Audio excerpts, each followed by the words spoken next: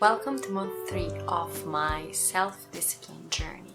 Lessons from a wonderful book by Martin Meadows. Day 71.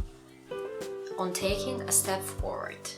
If you don't ask, the answer is always no. If you don't step forward, you're always in the same place. This lesson gave me the courage. Gave me the courage to say yes to obstacles, to say yes to opportunities, to say yes to my chances, and to say yes to life. Because if you don't do something, and if you don't decide to do something, then you're basically deciding not to do. So even if you quit and you don't make the decision, you are already making the decision to quit. The second part of this sentence, if you don't step forward, you're always in the same place. This was so awakening for me. If we want to change some belief, we have to move thoughts. If we keep the same thoughts, we will keep the same belief in our life, and we will stay at the same place, and I mean mental place, for example, some bad and negative mental place. But if we move, if we give our thoughts the opportunity to change, our perspective will change and our life will change. Moving forward is so important in life. You should never stay at the same place, and I think mentally, not only physically. This was a huge lesson for me. And if you see the life and everyday life, everything depends on some little acts and actions. And we have the example that COVID-19 gave us. This pandemic simply put us into one place, and it says like, you cannot move, everything will stop, like social life, going to work, several routines that are included in our everyday lives are now gone, and you have to stay at that one place for so many days, quarantine. And that shows us that as human beings, we feel a need to move and to change some things, to have several experiences during the day. We feel a need to experience so many different things, not to just being at one place constantly and doing one same thing constantly. That leads to anxiety and to depression. How I implemented this lesson in my life is that I started to move in every area of my life.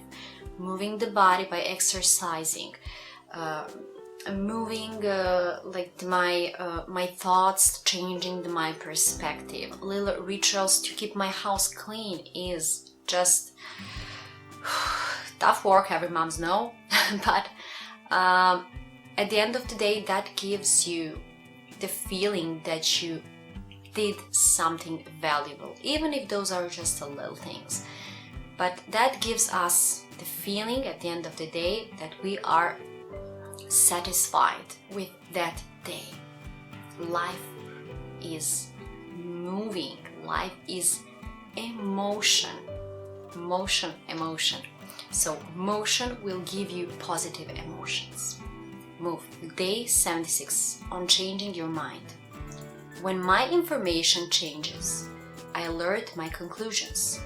What do you do, sir? And in this sentence, there is the center of cognitive behavioral therapy and rational emotive behavioral therapy.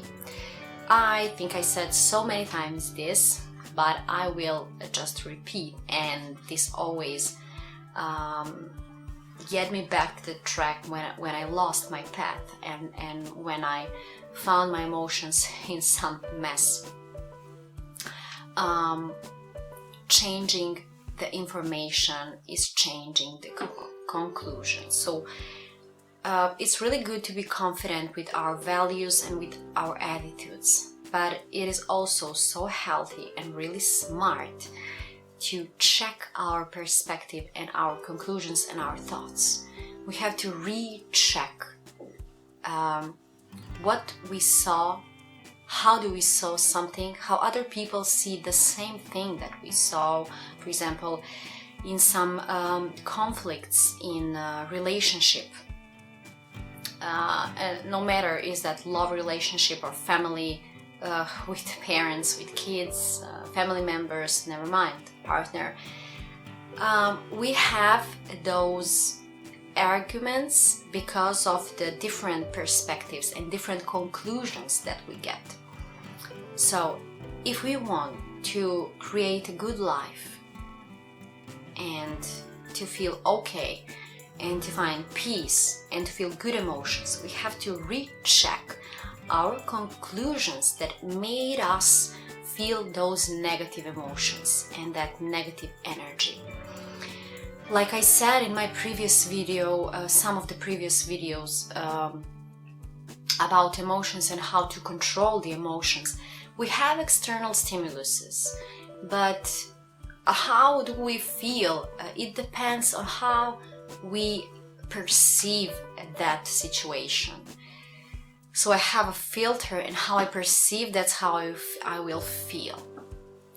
We are not going to change the reality, but we are going to change our feelings. So what I do anytime, according to this lesson, anytime when I feel not good in my life, or when I think about past, for example, or when I think about future, and when I don't feel right, I just try to recheck my conclusions and to change the informations, to ask myself, maybe it was not just like I conclude this.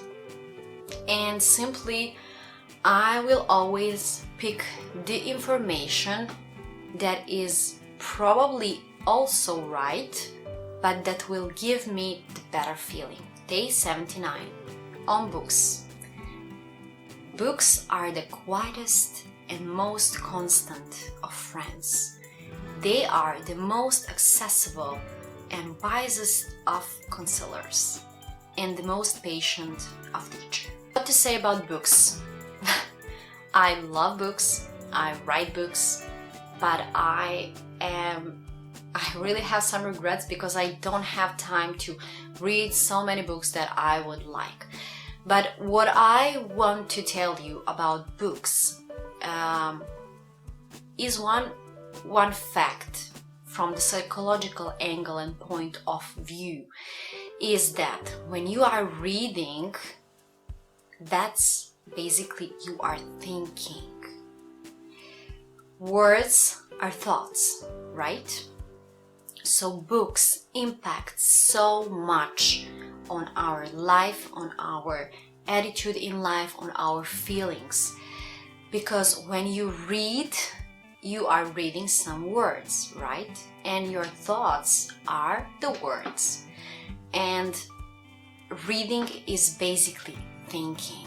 Reading is great because you can read some scientific books, like I read some psychology books, and then I just grow my knowledge in psychology. But also if you read some romance, some belletristic, you can change yourself through that characters.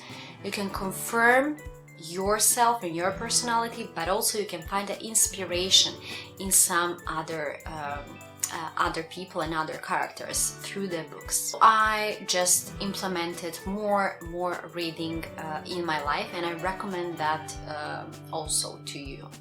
Just pick some great book and be wise here. See what strengths and characteristics maybe you need to improve in your life, and find that kind of books. Day 80 on cultivating positivity when things go bad. Good humor is a tonic for mind and body. It is the best antidote for anxiety and depression. It is a business asset.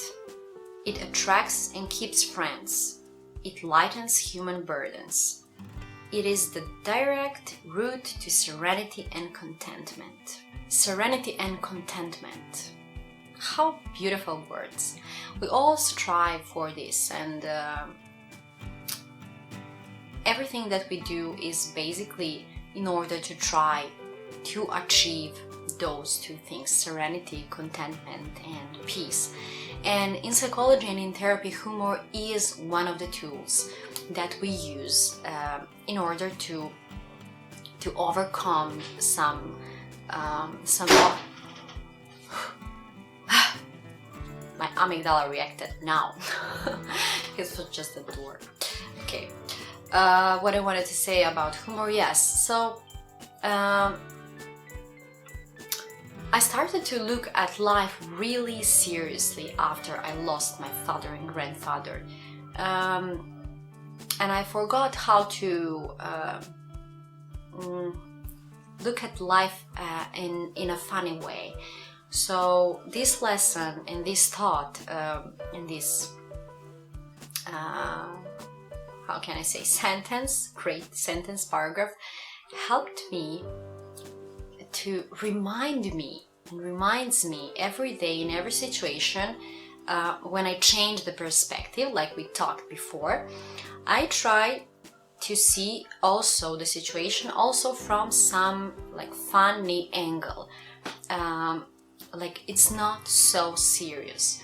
I know there are so many serious things in life, but they are not all so serious like we tend to understand them.